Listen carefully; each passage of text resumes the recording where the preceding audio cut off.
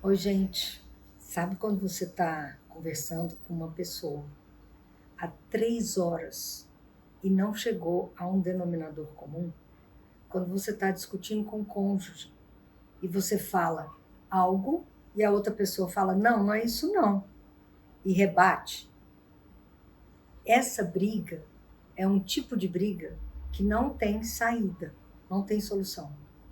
E quando você está brigando com alguém para impor o que você gostaria que aquela pessoa fizesse e a pessoa começa a fazer drama, se vitimizar, de dizer não, porque eu estou doente, porque todas essas estratégias de brigas, eu chamo de brigas inúteis. Elas não têm algo que possa sair dali de resolução para que as duas pessoas possam entender o que está acontecendo. Então, hoje, eu vou falar sobre brigas inúteis, sobre para que brigar. Para quem não me conhece, eu sou Sheila Guiar e estamos no Simplesmente Assim.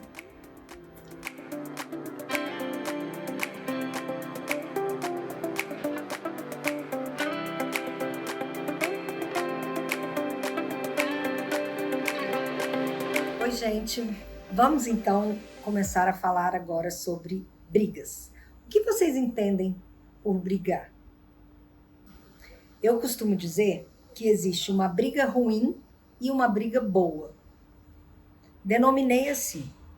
Então vamos lá. A briga ruim é quando você briga com o outro para ganhar, para você achar que o que você está propondo é o melhor, é o certo, e a outra pessoa está errada. Essa briga, por que eu a chamo de ruim? Porque ela não, de um modo geral, ela faz as pessoas terminarem a briga chateadas, desqualificadas, emburradas, mal. E a outra, a boa briga, ela existe para você saber do outro o que ele está pensando a respeito daquilo ou sentindo a respeito daquilo. Vamos dar exemplos práticos para ficar mais fácil. Vamos pegar assim. Eu vou dizer que para você que você não me ama. Não, você não me ama. E você imediatamente vai dizer, claro que amo. Tá louca? Claro que amo. Mas ao invés de você me perguntar, uai, Sheila, por que você está dizendo que eu não amo se eu, na minha convicção, eu creio que amo? Tem algum delay, tem alguma coisa que está atrapalhada aqui. Então, se você me perguntar o que está acontecendo, o que você faz para eu entender que não é amor, o que você faz, você vai começar a entender como eu sinto e como eu penso. Sabe por quê, gente? Porque como você sente ou como você pensa não tem que ser a verdade. Eu brinco que existem 3 verdades, e para falar a verdade deve ter mais verdade ainda. A verdade de um, a verdade do outro e a verdade propriamente dita. E se esses dois contam para mim, eu ainda vou ver a minha verdade, que também é subjetiva. Então, eu preciso ouvir o que o outro fala até o final. Por isso que eu compreendo também que uma das coisas mais importantes numa discussão é você ouvir. Rubem Alves até cunhou um nome que ele chama de escutativa. Quando você usa a escuta para compreender o que o outro está falando e não para brigar com o outro, ou não para se impor e dizer o quem ou como você acha o certo, você vai poder compreender o que a outra pessoa está sentindo. O que nós fazemos não é um erro só seu, é um erro social, é hábito nosso. Eu vejo esse tipo de briga, agora que o meu olho está preparado para enxergar, Eu vejo em qualquer situação, nos filmes, nas novelas, nos programas de TV, nas discussões familiares, profissionais, nas discussões amorosas, então, nas discussões de trabalho.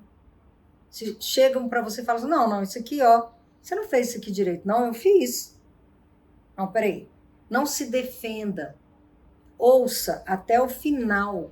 Porque o que a pessoa está dizendo, se ela está dizendo que você não fez isso de uma maneira correta, significa que para ela, no conceito dela, nas crenças que ela trouxe, do jeito que ela sabe fazer, não corresponde. Então, até para você aprender a fazer diferente, ou até para você se posicionar, precisa de que você tenha uma disponibilidade em ouvir. Tem um filme que passa no Netflix, que a menina tá dentro do carro com o rapaz, e aí ela grita para ele, para, você tá nervoso. Aí ele, eu não vou parar, eu não quero parar. E aí ela falava, mas eu te amo. Aí ele falava, ama nada. E a discussão continuava, mas eu amo, não ama. Amo sim. E aí ele falava, não ama não, para. E aí, nessa hora, eles estavam dirigindo numa estrada bem escura e discutindo no carro. Quando, de repente, ele olhando para ela e brigando com ela, praticamente ele quase bateu no carro. E aí ele desviou. Quando ele desviou, os dois se assustaram muito e frearam, já derrapando assim no acostamento. E aí ela, você tá bem? Aí ele, para de perguntar se eu tô bem. Na verdade, ele só queria brigar. Para! Sai do meu carro! E ela fala, eu não vou sair. Ele, sai do meu carro! E a discussão foi aumentando o tom de voz de uma maneira assim, estapafúrdia. E ela chorando, e ele falou, saia do meu carro, já falei. E aí ela abre a porta para sair do carro dele e um carro passa e atropela na noite escura da estrada. Então, assim, é chocante essa cena. Você vê essa cena e fala, meu Deus, ninguém ali pensou em não entrar no carro, em deixar para conversar depois, esperar passar raiva, não provocar a ira do outro. Ambos ali queriam provocar a ira. E que acabou gerando uma grande violência. Então, o mais importante é vocês compreenderem que a briga, ela pode ser absolutamente inútil. Existem brigas inúteis, brigas repetitivas. Já viu briga repetitiva? A gente briga pela mesma coisa quase todo dia. Existem casais que brigam anos por coisas absolutamente banais que um quer que o outro faça e o outro não faz. Desde puxar o cobertor na cama ou até arrumar a pasta de dente, ou porque você sempre pendura calcinha no banheiro e eu odeio calcinha no banheiro, acho ridículo. Coisas banais, mas que um fala para o outro, entra aqui, sai aqui, porque você não vai mudar mesmo, você não vai fazer diferente. Uma vez eu estava conversando com um cliente que ele estava brigando por causa dessas malas pequenas que a gente tem que levar no avião, que agora é uma regra, que você tem que levar uma mala pequena, porém, quando você está entrando no avião, eles pedem para você entregar sua mala, que não cabe no avião, todas as malas. Então, é uma regra esquisita mesmo, eu concordo. Ou eles tinham que colocar uma regra que fosse boa para todo mundo, né? Ou restritiva para todo mundo. Esse negócio de ficar meio lá, meio cá, sempre dá problema. E aí ele deu um piti estapafúrdio lá com o pessoal da companhia aérea, ficou bravo, tal, e ele tinha certeza que ele estava no direito dele, não tirando aqui o direito dele, e a esposa estava ao lado. E a pergunta que eu fiz para ele foi, e a sua esposa fica constrangida quando você começa a gritar, a brigar, falar alto e todo mundo olha, ou não? Aí ele respondeu, não sei. Não, ela até fica, já falou para mim, mas eu não dou bola para isso, eu estou no meu direito. Ok, ele realmente está no direito dele. Porém, se a esposa fica constrangida e ela está do lado dele o tempo inteiro nos voos, alguma negociação precisa ser feita com essa esposa, para que ela também não se sinta constrangida. Ou ele combine com ela, meu amor, eu vou girar a pomba aqui, como é que o pessoal fala? Quebrar a barraca, quebrar tudo. Então, você que não gosta, se afaste, saia de perto de mim. Ou ela mesmo diga para ele, eu vou me retirar, porque eu não quero participar dessa baixaria, entre aspas. Não estou aqui julgando quem está certo e quem está errado. Por favor, compreendam. Eu estou apenas dizendo que brigas podem ser repetitivas. E aí, o fato desse rapaz ter brigado na fila do avião não mudou nada para a lei que continua igual já há mais de um ano. Outra briga repetitiva é não come com a boca aberta. Eu já falei para você não comer com a boca aberta. Olha o prato que você está fazendo. Diminui o som dessa TV. Sai do computador. Desliga o computador. Você só fica no celular. Você sempre faz isso comigo. Todas as vezes é a mesma coisa.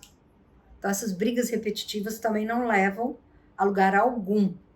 Outra briga que é absolutamente inútil é a briga insolúvel. Uma vez eu atendi um casal que eles, coincidentemente, ambos de Brasília, se conheceram numa praia do Nordeste. E aí, como eles viram que tinham algo em comum, começaram a conversar e tal. E a moça se encantou com esse rapaz, ele também com ela. E de repente chega um molequinho lá de uns 4 anos. Papai, papai. Aí ela, você é casado? Ele, não, eu sou divorciado. Eu tenho esse menininho. Aí toda vez que o menininho vinha brincar com eles ali, ele brincava com o menininho e falava praia, praia. Se eles estavam em outro lugar, piscina. Ele não queria brincar com o menininho, ele queria que o menininho brincasse e ele ficasse ali sossegado conversando com a moça. E quando eles voltaram para Brasília, eles resolveram namorar. E ela tinha em média 30 anos, ele já tinha uns 35. E aí, assim que eles se conheceram, que ele apresentou o menininho, ele falou para ela assim, eu não quero nunca mais ser pai. Eu não queria nem ter sido pai, foi um acaso. E aí ela disse, meu sonho é ser mãe. Pronto. A partir daí, eles começaram a namorar e começaram a morar juntos. E essa mulher sempre teve o sonho, a ideia de convencer esse cara a querer ter um filho com ela. Moral da história. Quando eu os conheci, eles pediram uma consulta comigo, ela tinha 35, ele já tinha uns 40. E aí ela falou, doutor, eu vim aqui marcar consulta porque eu quero muito ser mãe, já estou no meu deadline, e ele não quer ser pai. Então a gente veio aqui conversar para ver se a gente acha uma solução. Aí eu falei, bom, e essa solução vocês esperam que venham como? Porque assim, eu não posso impor nem a um nem a outro o que ambos querem ou não querem. Aí perguntei para ele de novo, você realmente não quer ser pai? Ele, não quero. Eu não tenho paciência com criança não, meu menino agora já tá grande, eu nem gosto que ele vá lá para casa, eu prefiro que ele não vá. E começou a falar umas coisas assim e tal, e eu, é definitivo? É. E você, fulana? Não, eu sonho ser mãe, sempre quis ser mãe, o sonho da minha vida. E eu acho que ele poderia ceder, porque se ele me ama mesmo, ele poderia querer ter um filho comigo. Aí eu fiz a seguinte pergunta para ela, na frente dele. Falei, escuta, este é o homem com quem você quer ter um filho? Ele não quer, não é ter apenas um filho. Ele não quer ter nenhum. Olha como ele é o pai desse filho que ele tem. Você acha que ele vai ser pai do seu filho de uma maneira diferente? Foi a única pergunta que eu fiz. Aí ela começou a chorar, tal, ficou um clima assim um pouco sem graça. E realmente, não deu para eles ficarem namorando mais. Eles queriam coisas completamente diferentes. é insolúvel. A pessoa não vai conseguir fazer você querer algo que você não quer. Lembra dessa história de você só muda você mesmo e não muda o outro?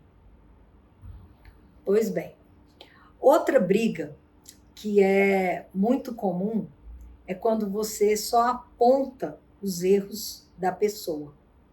Você vai diretamente reclamar e falar constantemente das coisas ruins daquela pessoa, que também é algo meio cultural, infelizmente. A gente está mudando devagarzinho, trabalhando um pouco mais as características positivas das pessoas, mas infelizmente nós temos uma tendência a focar no negativo. Né? Então, por exemplo, a criança que dá muito trabalho é a criança que você reclama o tempo inteiro. E aquela criança que faz tudo de uma maneira adequada ao que você ensinou, você não se preocupa com ela, você nem olha para ela, você não dá muita atenção para ela. Já atendi também casos assim. Ah, o seu filho que tira 10, você nunca foi na escola. Ah, Sheila, para que eu vou lá? Os professores vão falar, ah, ele é ótimo, ele é excelente, ele é bom aluno. Eu já sei, ele já sabe, todo mundo já sabe. Não dá tempo de eu ir lá, que eu tenho 1000 coisas para fazer. Mas esse outro aqui, eu tenho que ir, porque ele é expulso de sala, porque ele dá trabalho. Então, é uma questão de você compreender qual é a pessoa que você dá mais atenção ou qual é a atitude que você dá mais atenção. A gente deveria elogiar quando a pessoa fez o adequado e não falar nada quando ela fez o inadequado.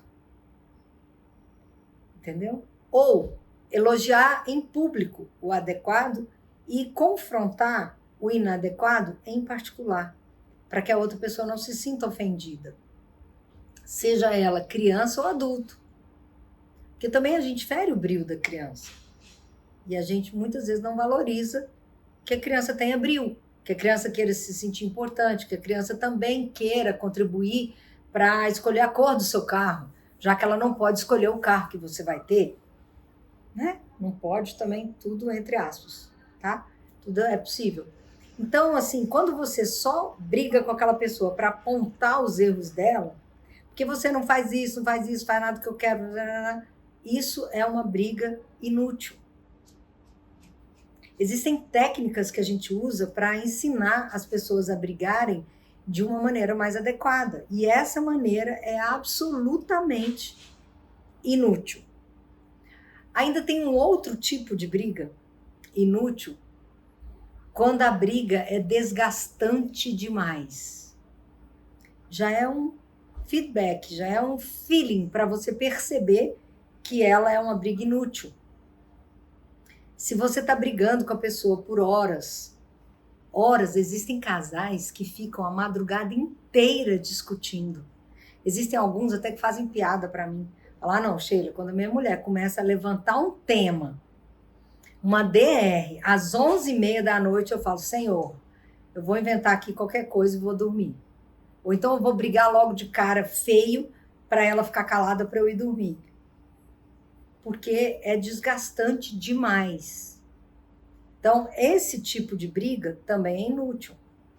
Uma briga onde você grita, onde você ofende, onde você cansa, onde você chora, onde a outra pessoa te invade, a pessoa rasga um livro seu, a pessoa corta um vestido seu. Isso tudo que eu estou falando não inventei. São situações que eu vou escutando. Do marido falar, ah, é? Você disse que vai para a festa? Eu não quero que você vá. Foi lá e cortou o vestido dela. Aí você fala, Sheila, é um psicopata. Falei, caraca, pode até nem ser psicopata, mas que é uma atitude absolutamente inadequada, invasiva e até perigosa, é. Então as pessoas precisam ter noção do que é uma briga ruim, para saber o que é uma briga boa. A briga ruim você faz careta, faz assim, ai não, ai que saco, entendeu? Você cita o nome de Deus, pelo amor de Deus, já te falei várias vezes. A briga ruim, você chama terceiros, Fala, então tá, então chama o fulano aqui, vamos ver o que ele vai falar. Chama sua mãe para ver o que ela vai falar. Chama. Horrível. A briga ruim, você ofende, humilha, você grita. E na briga boa, você conversa com o outro. Você fala com o outro e não para o outro. Por exemplo, se eu vou falar para você não comer muito, eu quero falar isso, você pediu a minha ajuda, enfim. Aí eu vou lá e vou dizer, olha, fulano, lembra que você pediu para eu te lembrar e te avisar quando eu percebesse que você estava comendo demais? Então, estou percebendo. E eu falei. Mas eu tenho a impressão que você não quer mais que eu fale, porque você está ficando com raiva. Você está ficando com raiva? Quando eu falo com o outro, eu faço uma pergunta para o outro me ouvir e responder. E aí, geralmente, as pessoas não fazem isso. Geralmente, as pessoas falam, porque você me pediu e agora tá putinha aí comigo, entendeu? Então, eu não vou mais falar. E blá, blá, blá, blá. Pronto, a briga. Você fala para a pessoa e não com ela. Se você falar com ela, você vai ouvir uma resposta. Filho, eu já te pedi para você não bater a porta várias vezes. E eu percebo que você continua batendo a porta. Me fala aqui, o que é que acontece que você não escuta o que a mamãe está falando com você? Aí cala. Espera a pessoa responder. Que geralmente a gente não cala, a gente só reclama. Entende a diferença entre uma briga boa e uma briga ruim? Isso é muito significativo. Na briga boa, você elogia a pessoa com quem você vai conversar ou a situação que vocês estão vivendo.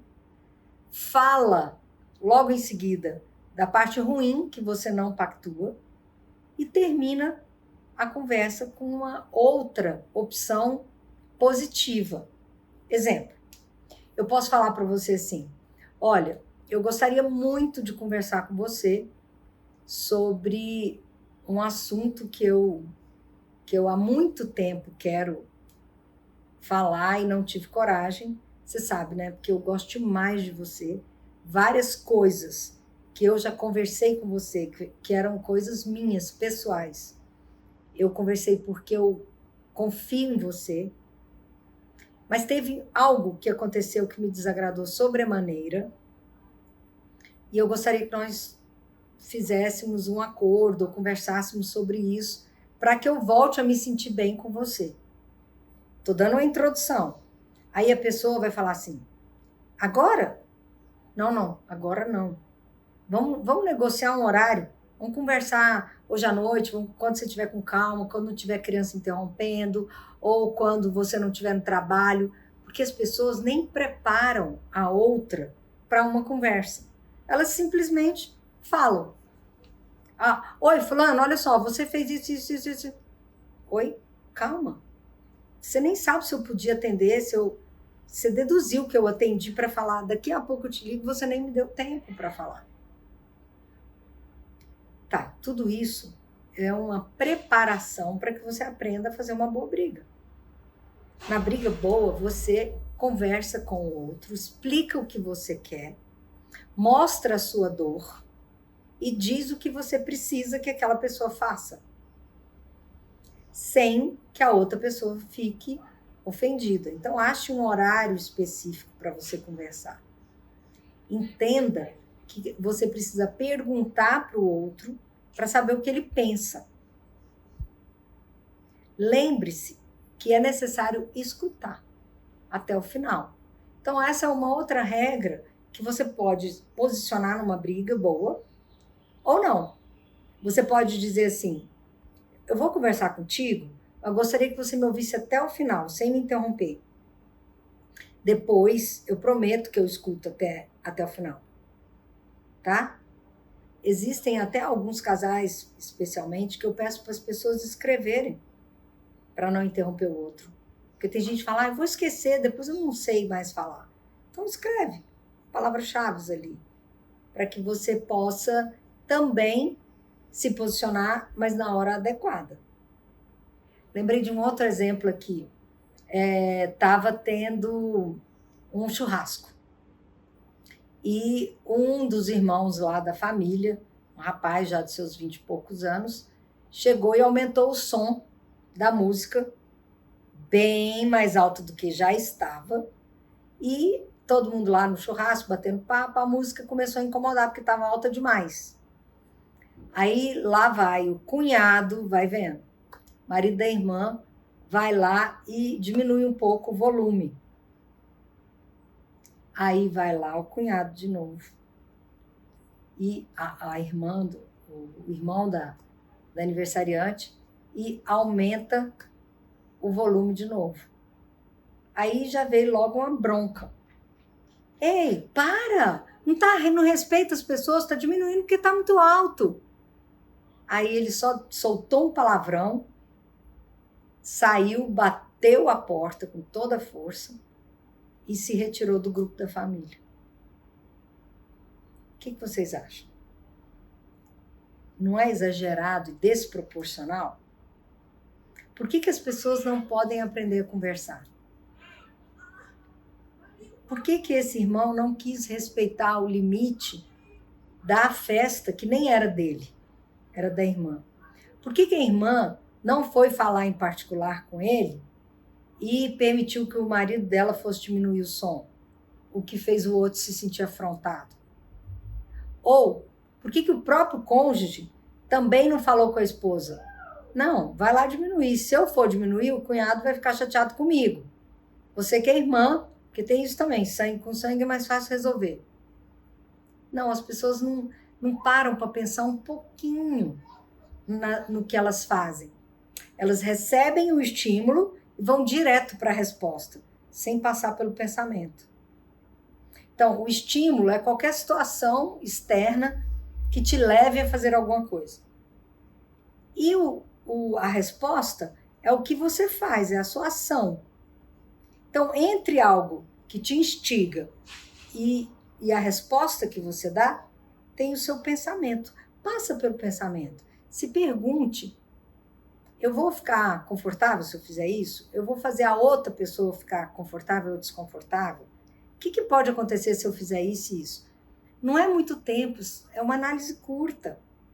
Lembra que os antigos falavam conta até 10? É uma análise absolutamente curta, uma análise que mostra que você pode rapidamente prever ali prós, contras e tomar a sua atitude. Então, essa é a situação que pode gerar uma maior satisfação nos relacionamentos. Ok? Então, esse assunto sobre conflitos, como lidar com conflitos, como gerar diálogos que vão curando a nossa alma, é um dos assuntos mais fascinantes para mim e que eu considero, primeiro eu considero que é a minha missão, ensinar isso. Eu gosto de ensinar isso, eu tenho paciência para ensinar isso e eu acho que a humanidade precisa disso. Para todos os núcleos que nós vivemos, as pessoas não sabem ter diálogos adequados que possam somar e não subtrair.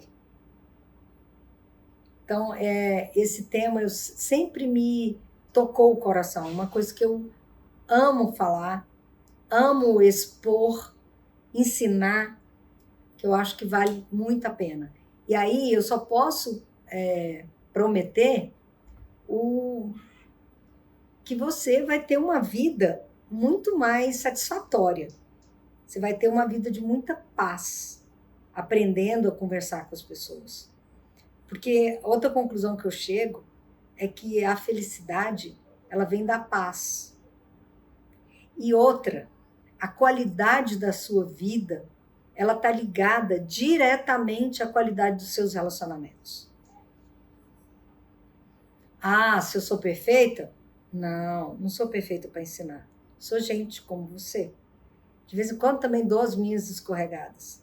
Mas o que eu acho bacana é que, como a gente é mais treinado para perceber, a gente volta mais rápido para o prumo.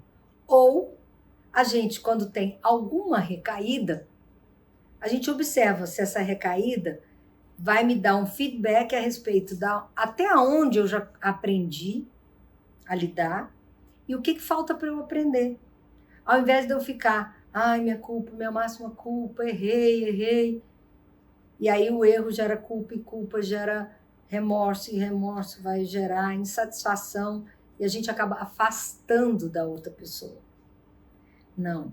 Existem as boas brigas para você ter uma habilidade em recolher do outro aquilo que você precisa saber para você ter uma vida boa com o outro. Então, gente, recapitulando, brigas inúteis não servem para nada, é redundante, mas é importante eu frisar. Elas não trazem benefício nenhum. A briga boa, quando a gente termina de brigar, ambos estamos com um estado de humor elevado e a gente ainda faz piada e brincadeira sobre a briga. E aí nós dois chegamos à conclusão, as duas pessoas que estão brigando, que foi melhor a gente conversar sobre o assunto. Mas na briga inútil, que pode ser desgastante, que pode ser só para reclamar, que pode ser só para acusar, que é repetitiva e que é uma briga interminável, horas e horas brigando, não te traz nenhum benefício para você aprender sobre o relacionamento. Lembrando aqui que a arte de relacionar-se é ligada ao aprendizado. O relacionamento ele não vem pronto, ele precisa ser trabalhado, ok? Um beijo para vocês e até o próximo vídeo. Obrigada.